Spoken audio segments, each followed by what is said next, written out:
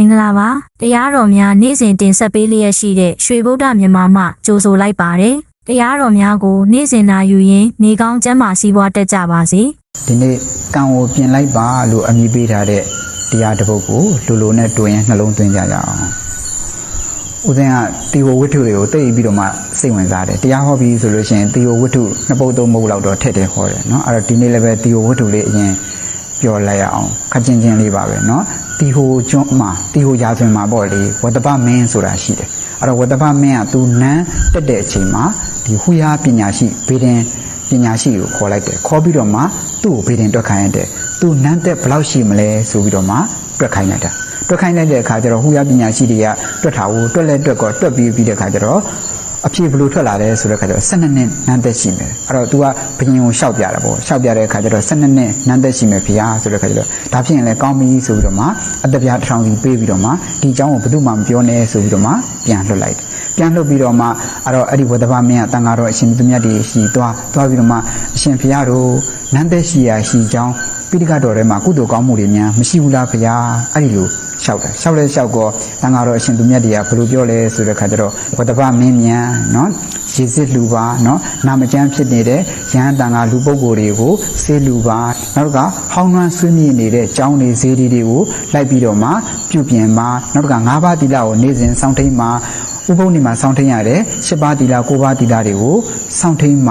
ါနော်ဒါဆိုလို့ရှိရင်မင်းသက်ရှိပါလိမ့်မယ်ဆိုပြောပြရတာအဲ့ဒီလိုပြောပြတဲ့အတိုင်းပဲအဲ့ဒီဝတ္တပမင်းဟာအဲ့ဒီကုသိုလ်တွေကိုလုပ်တာလုပ်လဲလုပ်ကောအလုံးပေါင်းနန်းသက်40နဲ့မှ4နှစ်နန်းသက်ရှိသွားတယ်အဲ့တော့ပြောချင်တာကအတိတ်ကံအရာဘယ်နှစ်ပဲနန်းသက်ရှိရတော့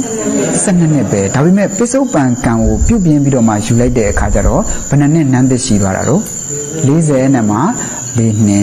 เนาะအဲ့တော့အပူကြီးအနေနဲ့ဘယ်နှစ်နန်းသက်ရှိသွားတာတော့32နှစ်အဲ့တော့ဒါလေးကိုထောက်ပြီးတော့မှကံကိုပြုပြင်ယူရင်မရဘူးလားအေးဝတ္တပမင်းကတော့သူကတော့သူ့နန်းသက်ရှိရာရှိချောင်းကုသိုလ်တွေရွေးလုပ်တာပေါ့ဒီညမှာတော့ဦးဇင်းတို့တရားနာပြည်သက်တွေကိုတော့ဦးဇင်းသဘောကျတဲ့ကုသိုလ်လေးတွေကိုပြောပြသွားအောင်เนาะအဲ့တော့ကံကိုပြင်ဖို့အတွက်ဘလောက်ပဲကံတွေဆိုနောက်ဆုံးသိကျင်လောက်အောင်ဆိုဒီကံကိုပြုပြင်ယူလိုက်ပါပြုပြင်ယူလို့ရှိရင်ကံတွေကကောင်းလာပါတယ်เนาะအဲ့တော့ကုသိုလ်6မျိုးနဲ့သာပြုပြင်ယူလိုက်အဲ့ဒီကုသိုလ်6မျိုးကဘာတွေလဲဆိုတဲ့အခါကျတော့ဒါနရဲ့တီလရဲ့ဂုဏ်တော်ရဲ့မေတ္တာရဲ့ဝိပဿနာရဲ့ရွတ်ဖတ်မှုရဲ့ပြန်ပြောကြည့်မယ်နော်ဒါနရဲ့တီလရဲ့ဂုဏ်တော်ရဲ့မေတ္တာရဲ့ဝိပဿနာရဲ့ရွတ်ဖတ်မှုရဲ့ဘယ်နှမျိုးလဲ6မျိုးအဲ့တော့ကိုယ့်ကိုအဋ္ဌဌာန်လိုက်ငါတနေ့ကိုကုသိုလ်6မျိုးရစေရမယ်ဆိုပြီးတော့မှအဋ္ဌဌာန်လိုက်အဋ္ဌဌာန်ပြီးတော့မှမနဲ့အိယာထနော်ကိုလည်းတန့်စင်ပြီးတဲ့အခါဘုရားခန်းထဲကိုသွားလိုက်သွားပြီးတော့မှမြတ်စွာဘုရားကိုရေကတ်လိုက်ဒါဆိုလို့ရှိရင်ဒါနဖြစ်မသွားဘူးလား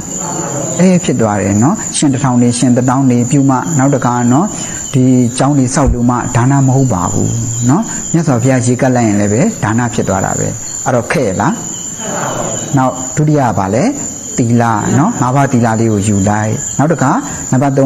ကဂုဏ်တော်ကို5မိနစ်ပွားလိုက်เนาะဂုဏ်တော်ပွားတဲ့အခါမှာအရဟံ4နဲ့ပွားရင်လည်းပဲအဆင်ပြေပါတယ်เนาะအရဟံမှာအနှစ်က3မျိုးနဲ့ပွားပေါ့အရဟံပူဇော်ထုကိုခံယူတော်မူထိုက်တော်မြတ်စွာဘုရားအရဟံကိလေသာကင်းစင်တော်မူသောမြတ်စွာဘုရားအရဟံစိတ်ကိုယ်ရဲ့အရောက်၌ပင်မကောင်းမှုကိုပြုတော်မူသောမြတ်စွာဘုရားဆိုပြီးတော့မှဂုဏ်တော်ကို5မိနစ်ပွားနောက်တခါနံပါတ်4ရပါတော့မေတ္တာကို5မိနစ်ပွားနော်နောက်တစ်ခါဝိပဿနာကို5မိနစ်ပွားအဲ့တော့ဂုဏ်တော်5မိနစ်မေတ္တာ5မိနစ်ဝိပဿနာ5မိနစ်ဆိုတော့အားလုံးပေါင်းဘယ်နှမိနစ်လဲ15မိနစ်အဲ့တော့မနေ့ပိုင်းတာရောက်တာနဲ့မနေ့ပိုင်းမှာတည်းမှာကုသိုလ်ဘယ်နှမျိုးရသွားတာတော့5မျိုးရသွားတာเนาะအဲ့မှာမေတ္တာပွားတဲ့နေရာမှာလည်းပဲကိုအရင်ပွားပြီးလို့ရှိရင်ဒုတိယအနေနဲ့ကျေးဇူးအများဆုံးပုဂ္ဂိုလ်တွေကိုပွားเนาะကျေးဇူးအများဆုံးပုဂ္ဂိုလ်တွေဆိုတော့အဖေအမေတို့เนาะကိုဦးလေးအတော်တို့ဆရာသမားတို့စသည်ဖြင့်အကိုလိုက်ပွားပေါ့နောက်အလုရှင်တို့စသည်ဖြင့်ပွားပြီးလို့ရှိလို့ရှိရင်ကိုဆောင်နာအိမ်ဆောင်နာလမ်းဆောင်နာမျိုးဆောင်နာနောက်တစ်ခါတန်တရာဆက်မှာတော်ဆက်ခဲ့တဲ့မိအောင်ဖောင်းအကုန်လုံးပွားဘာဖြစ်လို့လဲဆိုတဲ့ခါကျတော့နတ်ကောင်းနှမြတ်တွေပွားခိုင်းရတာလဲဆိုတဲ့ခါကျတော့နတ်ကောင်းနှမြတ်တွေကိုမေတ္တာပို့ပြလို့ရှိလို့ရှိရင်ကုညီနိုင်တဲ့နတ်တွေကကိုယ်ကိုညီလိုက်မယ်နော်အဲ့တော့နတ်ကောင်းနှမြတ်တွေကိုလည်းပဲပွားပါနော်အဲ့တော့ဒါဆိုလို့ရှိရင်မနေ့ပိုင်းမှာကုသိုလ်5မျိုးရသွားပြီဟောညနေပိုင်းလည်းရောက်ကောနံပါတ်6ကုသိုလ်ကပါလဲရွတ်ဖတ်မှုအဲ့တော့ကိုကြိုက်တာကိုရွတ် ပဋ္ဌာန်းပဲရွမေတ္တာတုတ်ပဲရွဒီဝတပတိနဲ့အဋ္ဌနာမေတ္တံကာရပဲရွကြိုက်တယ်လို့ယောနော်အဲ့တော့ညနေပိုင်းလေးရောက်တဲ့ခါမှာရေလေးချိုးပြီးတော့မှဥမာထားပါတော့ကိုကဒီဝတပတိနဲ့အဋ္ဌနာမေတ္တံကာရကိုသဘောကျတယ်ဆိုလို့ရှိရင်လည်းပဲဒီဝတပတိကာရကို108ခေါက်အဋ္ဌနာမေတ္တံကာရကို9ခေါက်ရွတ်လိုက်ပေါ့နော်ဒီဝတပတိနဲ့အဋ္ဌနာမေတ္တံရဲ့သဘောကဘယ်လိုလဲဆိုတဲ့ခါကျတော့ဟိုကောင်းကျိုးကိုလိုချင်ဒီဝတပတိကိုရွတ်ဆိုးကျိုးကိုကာကွယ်ခြင်းအဋ္ဌနာမေတ္တံကာရကိုရွတ်နော်အဲ့ဒါလေးကိုရွတ်လိုက်အဲ့တော့ကျုခါနီးမှာဘာလုပ်ရမလဲဆိုတဲ့အခါကျတော့ရေကိုအရင်ချိုးလိုက်ပေါ့နော်ရေချိုးပြီးတော့မှကိုနှစ်သက်တဲ့ဝတ်ကလေးတွေဝတ်ပြီးတော့မှ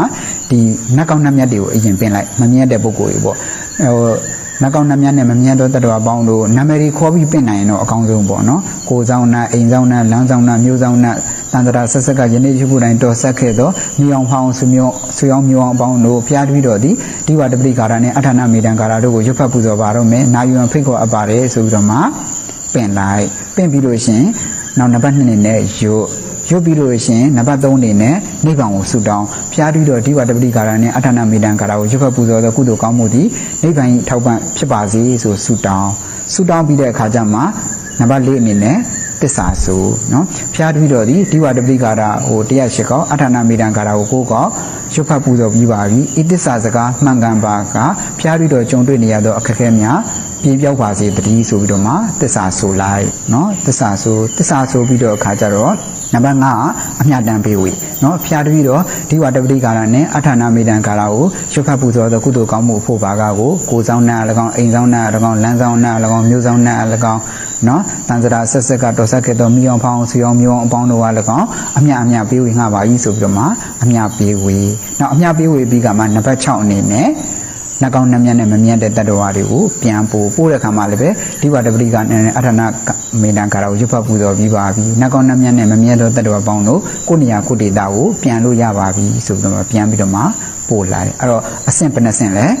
6ဆင့်ပေါ့နော်အဲ့တော့မယုတ်ခင်နှကောင်းနှမြတ်နဲ့မမြတ်တဲ့တတ္တဝါတွေပင့်နှစ်ကရွတ်နောက်နံပါတ်3ကနိဗ္ဗာန်ကိုဆုတောင်း4ကသစ္စာဆို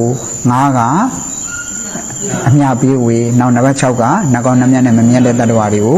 ပြန်ပို့နော်ဒါဒီလိုအဲ့ဒီကုသိုလ်6မျိုးကိုမှန်လုပ်သွားပါနော်အဲ့ဒီကုသိုလ်6မျိုးကိုဒါမှန်လုပ်သွားအဲ့တော့တလားပြည့်တဲ့ကကိုယ့်ကိုပြန်သုံးသပ်ကြည့်နော်စီးပွားရေးကျန်းမာရေးလူမှုရေးဘာတွေထူးခြားလာတယ်ဆိုတာကိုယ့်ကိုပြန်သုံးသပ်ကြည့်တခုတော့ထူးခြားလာပြီမယ်နောက်ဆုံးတရားနာပြည့်တဲ့နော်အဲ့တော့ရေချုပ်ခန်းနဲ့ဝင်ပြီးတော့မှကိုယ့်မျက်နှာကိုမှန်နဲ့ပြန်ကြည့်လိုက်တလားပြည့်တဲ့ကပြန်ကြည့်လိုက်ထူးခြားလာလိမ့်မယ်နော်မျက်နှာလေးကဘာဖြစ်လာမှာတော့ကြည်ဝန်းဝန်းလေးနဲ့ဖြစ်လာမှာနော်အဲ့တော့ကုသိုလ်ရဲ့တဘောကမျက်နှာကြည့်ရာဟင်းဖတ်ပါတယ်နော်ဒီနေရာမှာပုဂ္ဂိုလ်2မျိုးကိုမှတ်ထားရတော့နော်ကုသိုလ်ပါရမီပါခဲ့တဲ့လူရဲ့ကုသိုလ်ပါရမီမပါခဲ့တဲ့လူရဲ့အဲ့ဒီပုဂ္ဂိုလ်2ယောက်ဟာသူကကုသိုလ်ကောင်းမှုတစ်ခုကိုအတူတူလုပ်တယ်ပြိုင်တူလုပ်တယ်ကုသိုလ်ကအတူတူပဲဒါပေမဲ့ကုသိုလ်ပါရမီပါခဲ့တဲ့လူကြတော့ညံ့အကျိုးပေးတယ်ကုသိုလ်ပါရမီမပါခဲ့တဲ့လူကြတော့ဖြည်းဖြည်းပဲအကျိုးပေးတယ်ကိုကဒါလေးကိုသဘောပေါက်ထားနော်အဲ့တော့ဒီလိုပဲအကုသိုလ်မှာလည်းပဲအဲ့ဒီတိုင်းပဲကုသိုလ်ပါရမီပါခဲ့တဲ့လူရဲ့မပါခဲ့တဲ့လူရဲ့အကုသိုလ်တစ်ခုကိုအတူတူလုပ်လို့ရှိလို့ရှင်ဒီကုသိုလ်ပါရမီမပါခဲ့တဲ့လူကချက်ချင်းအကျိုးပေးတယ်ကုသိုလ်ပါရမီပါခဲ့တဲ့လူကတော့တော်တော်နဲ့အကျိုးပေးခွင့်မတာဘူးเนาะအဲ့တော့ပြောချင်တာကကုသိုလ်ပါရမီပါခဲ့တဲ့လူရဲ့မပါခဲ့တဲ့လူရဲ့ကွာတယ်เนาะကိုကဘလို့သဘောမှလည်းသိခွင့်ရပါမလားမရဘူးเนาะအဲ့တော့ကဲဂျိုးဖြူရေတဲကိုစားတပိတ်တာကြလို့ဘာဖြစ်မှာတော့ဘာဖြစ်ဘူးเนาะရေအိုးတိုးတဲ့ကိုတော့တောက်ရေအိုးတဲ့ကိုစားတပိတ်တာကြရင်တော့ဘာဖြစ်မှာတော့ငန်းသွားမှာအဲ့တော့ကိုကရေများဖို့လိုတာလားစားများဖို့လိုတာလားရေများဖို့လိုတယ်เนาะရေများဖို့လိုတယ်ကို့မှာရေများနေလို့ရှိရင်တောင်းတောင်းစားကြအောင်လောက်နဲ့ဘာဖြစ်မှာတော့ဘာမှဖြစ်ပါဘူးเนาะအဲ့တော့ရေများဖို့လိုတယ်စားတွေများနေပဲဆိုလို့ရှိရင်တော့ဘာဖြစ်တော့မှာတော့ငန်းတူးကုန်တော့မှာပဲเนาะအဲ့တော့ရေများဖို့အရေးကြီးတယ်လူရင်းကတော့ကံကိုပြုတ်ပြင်းပြီးတော့မှယူလို့ရတယ်เนาะအဲ့တော့အတိတ်ကကိုကဘာတွေပြုတ်ခဲ့တယ်ဆိုတာပြောလို့ရပါမလာ